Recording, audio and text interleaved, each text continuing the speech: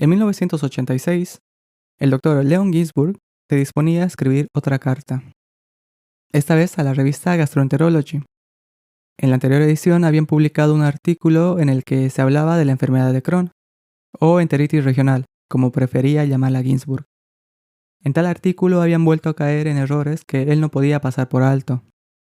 Y habían pasado más de 50 años cuando en 1932, Crohn, el propio Ginsburg y Oppenheimer publicaron el artículo Ileitis regional, una entidad clínica y patológica, en la revista JAMA. Y desde entonces, solo el nombre de Crohn había adquirido notoriedad, hasta el punto de nombrar a la enfermedad con su nombre. Todas las cartas enviadas a las revistas, el proceso iniciado por el Hospital del Monte Sinaí en Nueva York y los intentos personales con el propio Crohn no habían servido de nada. Sin duda conocía muchos casos de descubrimientos en los que el crédito se lo lleva a otra persona, pero nunca imaginó estar metido en medio de uno de estos. No es que se considerase el descubridor de la enteritis regional. Era un médico más investigando en el tema. Pero al menos quería dejar claro los sucesos detrás de la publicación de tan dichoso artículo, y los sucesos posteriores a este, que terminaron nombrando a la ileitis regional como enfermedad de Crohn, dejando de lado el trabajo de él mismo y su colega Oppenheimer, y más importante aún, dejando de lado el crédito al Dr. Berg, su maestra. Se dispuso a escribir la carta.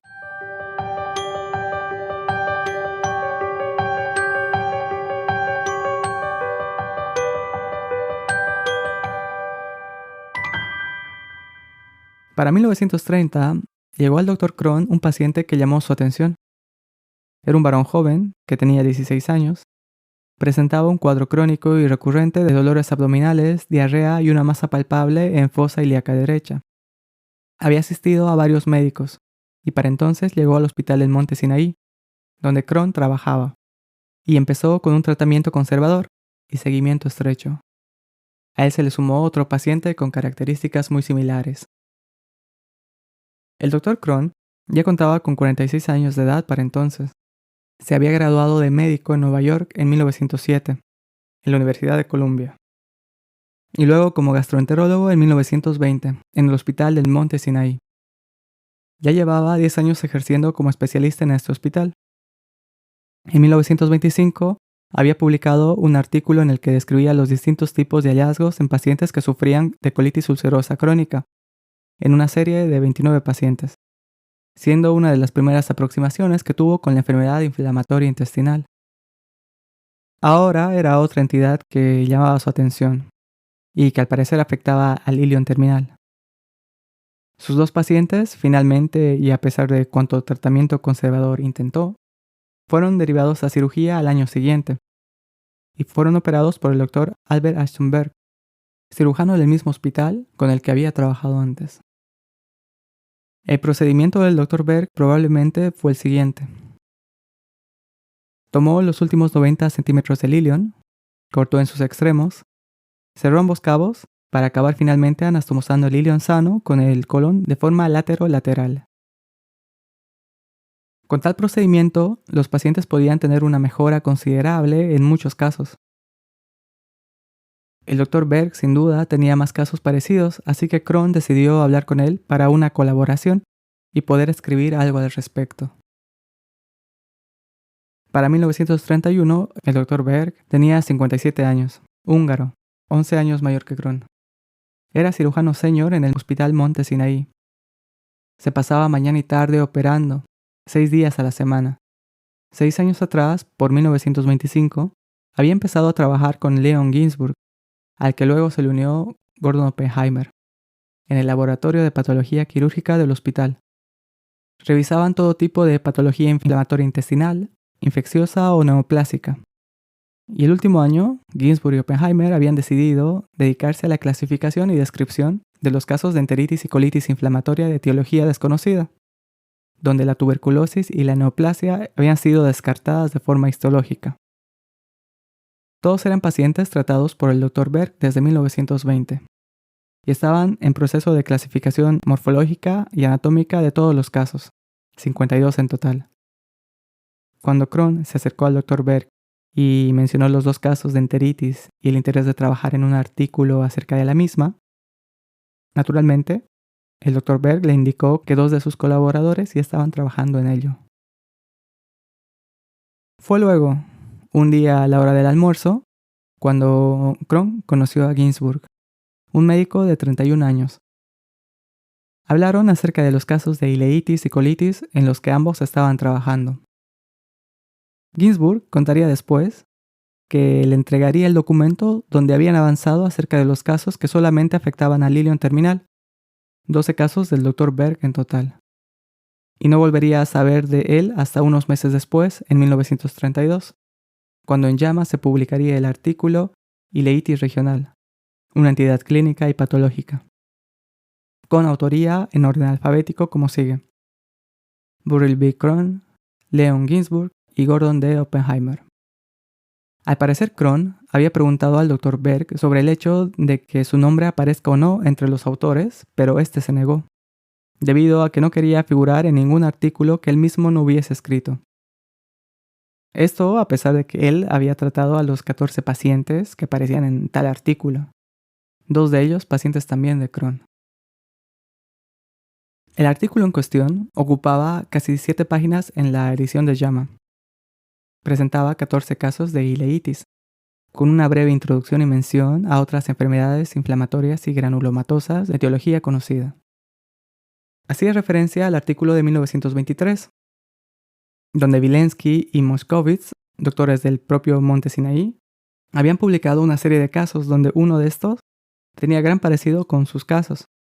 Asumieron que podía ser de origen tuberculoso o neoplásico, pero histológicamente descartaron dichas etiologías. El artículo de 1932 mencionaba al Dr. Berg varias veces, tanto en el origen de los pacientes como en el tratamiento quirúrgico. Sin duda, era un artículo completo con una descripción morfológica e histológica completa. Uno de sus párrafos dice así: en las fases más antiguas de la enfermedad, la reacción exudativa es reemplazada por un proceso fibroestenótico, y la mucosa aparece atrofiada con erosiones superficiales ocasionales e islas de hiperplasia papilar o polipoide. La serosa pierde su brillo y frecuentemente exhibe estructuras similares a tubérculos en su superficie. El mesenterio del segmento afectado está muy engrosado y fibrótico, al igual que la grasa intestinal subserosa. Una característica marcada es la tendencia a la perforación. Hay una marcada tendencia a la formación de fístulas internas, habiendo sido el sigmoide el asiento de la afectación fistulosa 4 veces, y el colon ascendente y el ciego una vez cada uno. Más adelante, acerca de los hallazgos microscópicos, dice así: la reacción de cuerpo extraño resultante alrededor de estas partículas no absorbibles da como resultado la presencia de células gigantes. Hasta cierto punto pueden contribuir a la marcada cicatrización por hipertrofia que se produce. También fue completa la descripción del cuadro clínico característico de estos pacientes. Se juntaba una imagen de röntgenografía con bario, o una imagen de radiografía con contraste como la conocemos hoy, donde se señalaban los hallazgos y afectación del ilion terminal. Finaliza describiendo el tratamiento quirúrgico realizado por el Dr. Berg a todos los pacientes. Fue para la charla de presentación del artículo ese año, donde solo el nombre de Crohn figuraba como autor, en fecha 13 de mayo de 1932, obviando de forma deliberada o no a los otros 2 coautores. Al año siguiente, en 1933, el uso del epónimo Crohn para referirse a dicha enfermedad iniciaría con Harris, publicando un artículo titulado Enteritis crónica cicatrizante, enteritis regional, y entre paréntesis, Crohn. Y en 1937 ya figuraba en la Enciclopedia Británica de Práctica Médica como enfermedad de Crohn, siendo los autores de estos artículos al parecer allegados a Crohn. Otros autores estadounidenses comenzaron a utilizar el epónimo Crohn, probablemente para adelantar a otros países que también investigaban en el tema. Mientras tanto, en 1933, Ginsburg y Oppenheimer publicaron la serie completa de los 52 casos del Dr. Berg con enteritis y colitis. Un artículo titulado Granulomatosis no específica de los intestinos. Este artículo fue publicado en la revista Anales de Cirugía.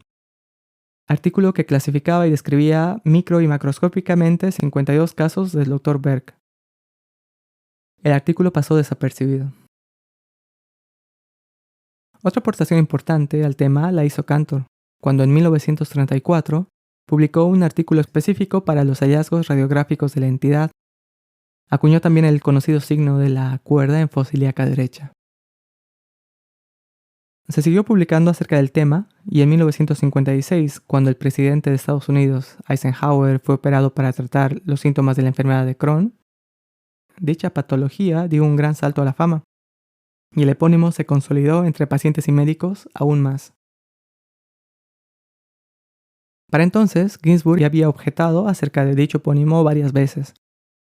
Había explicado cómo su nombre y el de Oppenheimer habían sido omitidos de la charla de presentación del artículo original, cómo la histología y clínica, tan importantes en dicho artículo, habían sido obra suya, y cómo el Dr. Berg merecía el crédito por los casos revisados. Había esperado alguna respuesta por parte del hospital del Monte Sinaí, el cual había empezado investigaciones acerca de las distintas situaciones alrededor de la publicación del artículo, sin llegar a darle la razón. Muchos más objetaron, no por estar a favor de Ginzburg, sino porque consideraban que otros autores ya habían descrito tal patología mucho antes que Crohn, Ginzburg y Oppenheimer, en su artículo de 1932. Uno de los primeros personajes célebres que se cree que pudo haber sufrido una enfermedad de Crohn es el rey Luis XIII de Francia. Esto debido a que se pudo realizar en él una autopsia. Sufría de brotes episódicos de diarrea, dolor abdominal, artralgias, y murió en uno de estos brotes severos de dolor abdominal, en 1643, a los 42 años. En la autopsia se evidenció inflamación del intestino delgado con perforación y peritonitis, así como una lesión pulmonar cavitada, por lo que el diagnóstico de tuberculosis también es probable. Más de 150 años antes del artículo de Crohn, Ginzburg y Oppenheimer, el anatomista Giovanni Battista Morgani también describiría el caso de un joven de 20 años que moriría luego de una serie de episodios de fiebre, diarrea sanguinolenta y dolor abdominal. En su libro acerca de la localización y causa de las enfermedades, en 1769, donde también describía la autopsia, inflamación transmural y perforación del ilion terminal hasta 2 anchos de palma del colon ascendente. En 1806, en una sesión del Royal College of Physicians en Inglaterra, el Dr. Saunders, en nombre del Dr. Cumby, comunicaría el caso titulado Un caso singular de estenosis y engrosamiento del ilion, que solo se publicaría 7 años después, en 1813. El paciente William Payne George, según el autor, de hábito muy nervioso y delicado, que había estado por mucho tiempo con flatulencias y molestias en los intestinos, acompañado de constipación y pulso acelerado, en su autopsia se cita lo siguiente. La parte inferior del ilion hasta el colon se contrajo por el espacio de 3 pies del tamaño de una pluma de pavo.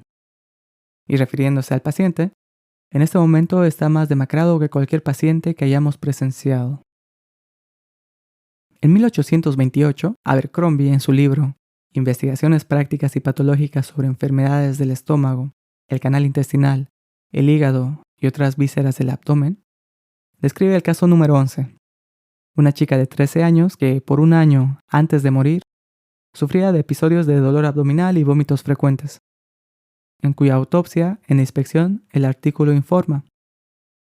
El extremo inferior del ilion, en la medida de unas 18 pulgadas, estaba distendido, engrosado en sus capas, externamente de un color rojizo e internamente cubierto por numerosas úlceras bien definidas, que variaban en tamaño desde el diámetro de un guisante partido a la de 6 peniques. Los pulmones y todas las demás vísceras estaban sanas. Se publicaron otros casos describiendo posibles ileitis y colitis, similares a la enfermedad de Crohn. Wilkes en 1859, Moore en 1882, Lartigot en 1901, Koch en 1903, Mayo Robson en 1902 y 1908, Tietze en 1920, por nombrar algunos. siendo en gran parte descripciones macroscópicas únicas o adjuntas a otros casos similares no clasificados y pendientes por descartar enfermedades cuya etiología aún se estaba descubriendo, como el caso de la tuberculosis.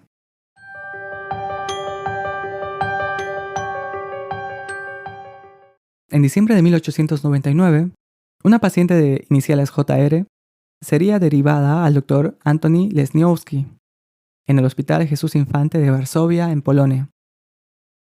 La mujer de 30 años era sordomuda y por un año había sufrido de brotes de dolor abdominal y flatulencias, que habían empeorado acompañándose además de vómitos. Se examinó a la paciente palpándose una tumoración en el flanco izquierdo, que, luego en la exploración y llenando el colon con agua bajo anestesia de cloroformo, un procedimiento habitual en esa época, dicha tumoración se movilizaba y se palpaba en flanco derecho. JR, la paciente, se negó a una cirugía y fue dada de alta el 5 de enero de 1900 con tratamiento conservador, pero volvería en febrero. Se realizó la cirugía y se extrajo una tumoración de la flexura hepática. El artículo citaba: la mucosa estaba enrojecida, edematosa y con pliegues. Se observaron numerosos crecimientos similares a verrugas y pólipos. En los pliegues había aberturas a través de la mucosa. La capa muscular estaba hipertrófica y edematosa. Nos sorprendimos de no hallar malignidad y sospechamos un proceso inflamatorio crónico. JR, a la 5ª semana, sería dada de alta, libre de síntomas. El Dr. Lesniowski añadiría además 2 imágenes del aspecto macro y microscópico de la lesión y mandaría el artículo a la revista Medicina bajo el nombre Aportación a la cirugía intestinal. Al año siguiente, en 1901, el cirujano escocés de Glasgow, Thomas Kennedy Dayel, empezó reconociendo una serie de casos de brotes de dolor abdominal, fiebre y flatulencias, siendo el primero un colega suyo que tristemente murió, y que en la autopsia fue descartada la tuberculosis, principal sospecha diagnóstica. El patólogo le informaría de una enfermedad crónica inflamatoria de los intestinos, y a partir de ahí reuniría una serie de 9 casos similares en total, publicándolos en 1913 bajo el nombre Enteritis intersticial crónica en la BMJ o Revista Médica Británica. Dicho artículo comenzaba así: tengo el placer de llamar su atención con esta condición que creo que no fue aún completamente descrita.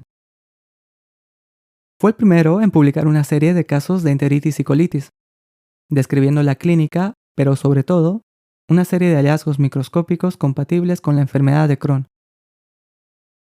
Dedicaba el apartado de etiología en explicar cómo es probable que no se trate de tuberculosis, y entre los versos finales se podía leer: mis amigos los patólogos prefieren llamarla enteritis hiperplásica, y solo puedo lamentar que la etiología de la condición permanezca en la oscuridad, pero confío en que, ante una consideración más profunda, se aclare esta dificultad.